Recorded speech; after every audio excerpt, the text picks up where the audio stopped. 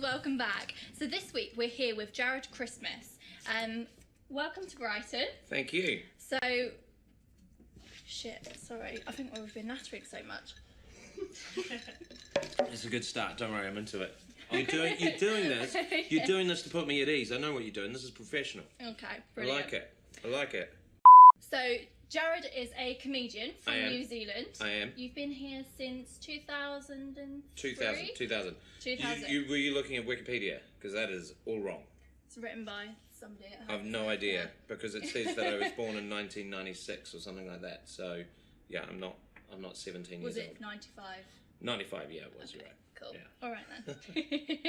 So, the first question I'm going to ask you. Go on. Is Christmas your real name? Yeah, it is. Took enough shit at high school to confirm that. Am I allowed to swear? Yeah, of course you can. Cool, good times. Yeah, definitely. Definitely real surname, yeah. It's funny, I get asked that question a lot, and I do get fascinated thinking, why would I choose like that name and then keep Jared? Like, Jared's an awkward name, isn't it? No one knows how to spell it, no one knows how to pronounce it. It's actually spelt Jard. Do you mean it's just an awkward name? But yeah, Christmas is for shiz my real name. My dad's name's Chris Christmas. That's ridiculous. Seriously? Serious. Have you got a carol in the family? Yeah, my auntie married into the family. Christmas carol backwards, yep. Oh my god, that's amazing. I've got my mum's auntie who, she's Christine, everyone calls her Chris. She remarried a man called Bob Smith, so she's now Chris Smith, which is Christmas with a lisp. Family's riddled with ridiculous names. So you are Father Christmas? I am Father Christmas, yeah. That's amazing. It's pretty good. Do your kids call you that? No, they call me Dad. It would be a bit fucking weird if they called me Father. Oh, Father, what are we doing today? Children. It'd be like being in Chitty Chitty fucking Bang Bang. I was dreading that it was a stage name and maybe you just did festive jokes. No, God, that would be awful. That's good. When I first started out over here, there was a great club in London called the Meccano Club, and everyone I started out with started playing that club, and I just couldn't get a booking there. It was driving me mad, but because I knew the guy who booked it had seen me, and I'd done well, and I was like, why can't I get a booking there? And this guy happened to be chatting with a friend of mine, and he's like, I hate stage names.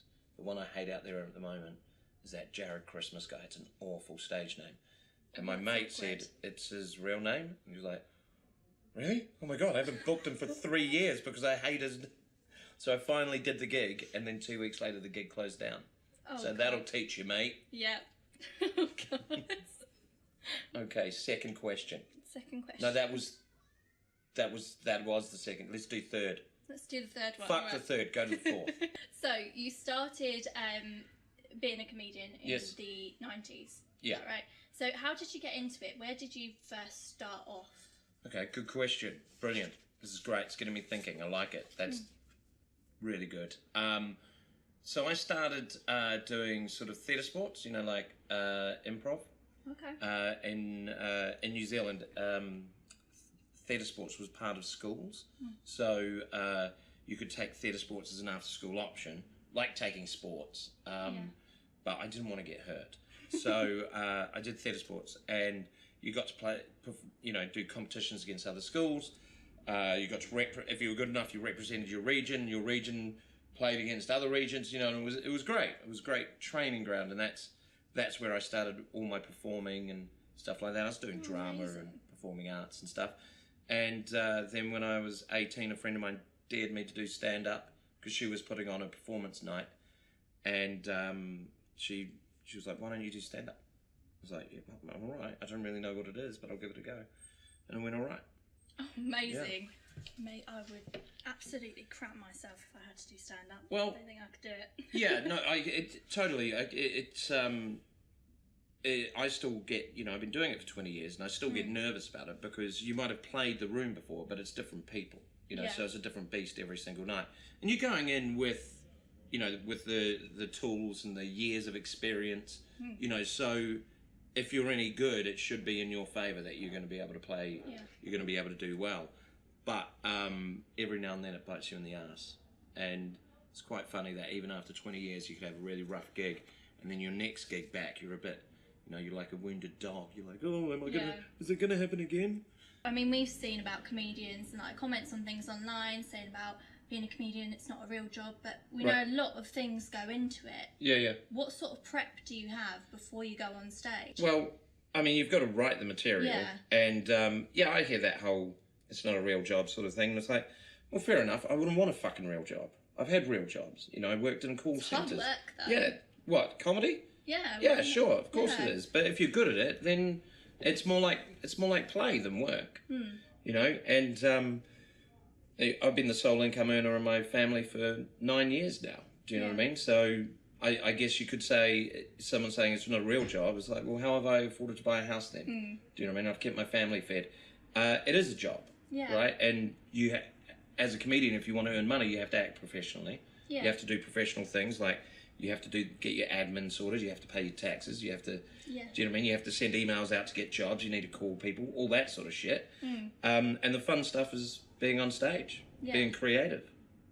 I think I've known lots of people that have wanted to get into acting and comedy and all sorts of things. I mean, for example, I had a friend from school who's recently got in a Netflix TV show. He's doing amazingly for himself, but he was always talked down by other people, and he was made out to be a bit of a loser because he would just... He was into acting, he would study films the entire time, and he'd really be into it. What would you say to aspiring comedians if they maybe don't have that support to go out there and just do it? If they, they have a family, let's say, that's not a real job, you need to focus on other things. What would you say to... You just got to back yourself. You've got to back yourself, and you've got to go out and do it. It's no good sitting there going, this is what I want to do, and then not do anything about it. And it is hard when there's people around you who are not believing in you. Fortunately, I had friends like that when I started out. Friends who would say, but you're not funny. Do you know what I mean? Because in my group of friends, I wasn't the funniest. There was a couple of blokes who I'd easily say way funnier than me in my group of friends, but they wouldn't get on stage and do it. Do you know what I mean? Whereas I could. But I would just say, if it's something that you firmly believe that you want to do and you're incredibly passionate about it, then all that negativity is just fuel for the fire. You just get up there and go for it, no matter what it is creatively that what you want to do.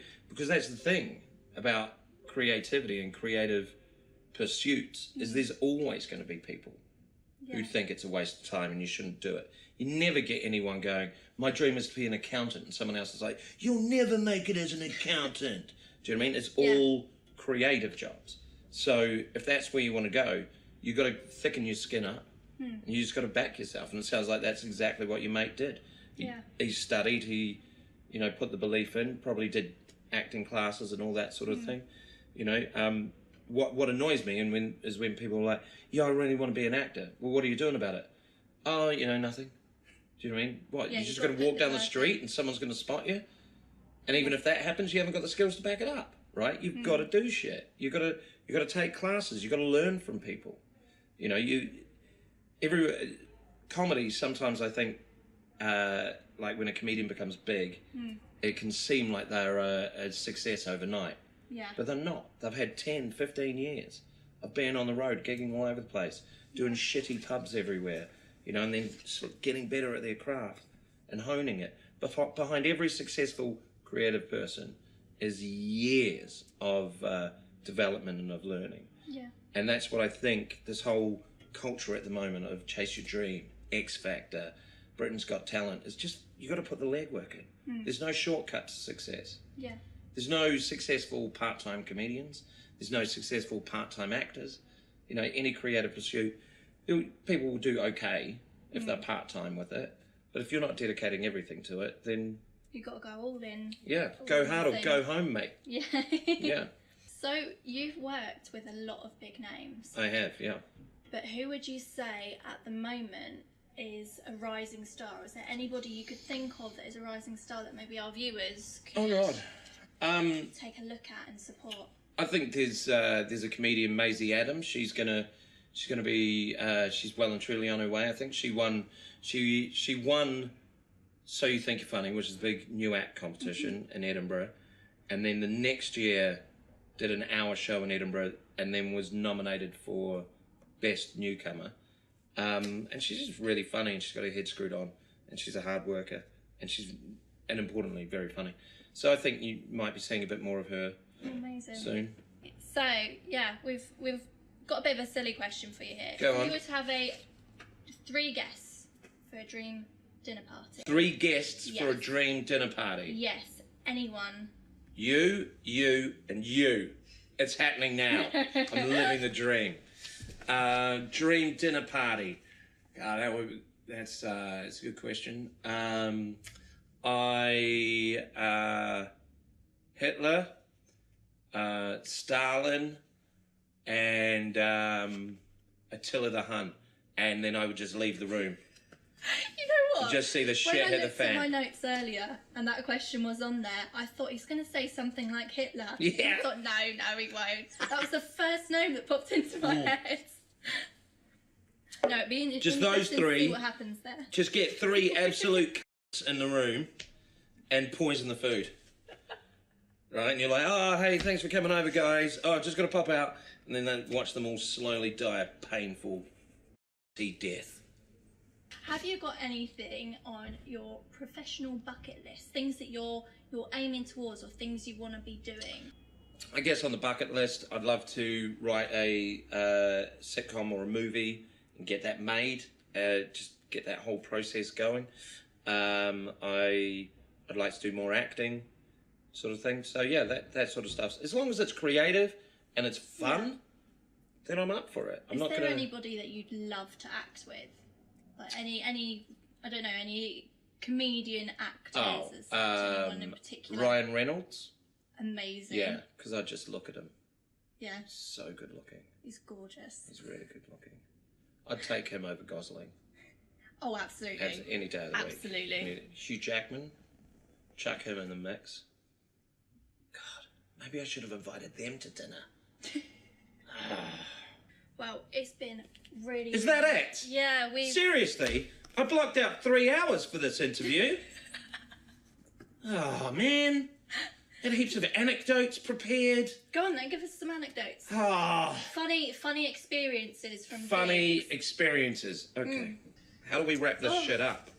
Thank you very much for tuning in, everybody. Make sure you check out our Facebook page and YouTube channel. We're going to be putting up even more content. And please do leave... Every Thursday. And please do leave comments.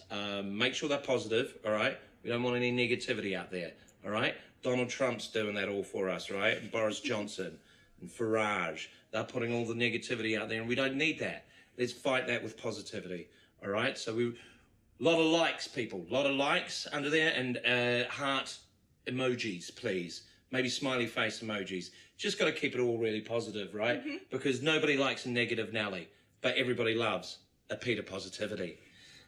So once again, thank you from all of us here at C.StarzTV. It's been bloody great. I'm Anastasia, and I'm named after a Russian princess.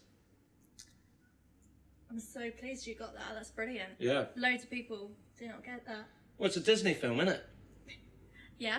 It's one of the shitter Disney films. I'm so sorry. Oh, I love it. Of course you love it. You think it's about you, but nothing happens in it. There's no magical beasts. Nothing flies. It's a bit boring, isn't it? Based on a real person, though. The other Disney princesses aren't, are they? So... Yeah, they are. Cinderella was real. Was she? Elsa was real. Oh, of course. Yeah, but she's a queen. Real. She is a queen. We are talking princess. Her sister then. What was her sister's name? Anna. Anna. She was real. Fell in love a bit too easy though, right? A little bit. Yeah. Fickle. That happens with second childs, doesn't it?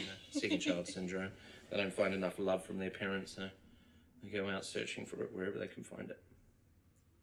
So, tune in on Wednesdays when we're dropping psychology bombs. We'll be talking to a child psychiatrist who's really going to delve deep into those issues of why I suck my thumb. And it's awkward because I do suck my thumb, but it's the same thumb that I shove up my ass. So we really need to get to, excuse the pun, the bottom of it. So make sure you tune in on Wednesday. C-Stars. Go on, wrap it up. It's been amazing talking to you. Well, thank you for talking to me. Nobody ever talks to me. I've got a very good workout on my stomach from laughing so much. Great, good. I'm glad I could help with that. It's been amazing, and I will definitely be going to one of your shows. Oh, please come along. Absolutely. And could I just say, this has been a very professional setup. It's been great. Really? Yeah, look, you got a microphone up here. Hold on. Yeah, it's not on. We've just got it there to look fancy. Like that. Oh, yeah. Have you been teabagged by a mic? I have now. I don't know how rude you wanted this to be, but it has gone quite sensual. It's gone quite sensual. It might not have suited our other host, so this is good. This is good. Who am I? I'll give you a clue. I got invited to a dinner party and somebody poisoned my food. This is my armpits got anything to say. I'm pretty sweaty. Wrap it up. Seriously, wrap this shit up. I have. Don't forget to like and subscribe, guys, and comment down below. Bye. Bye. Au revoir. Namaste. Namaste fucking stay.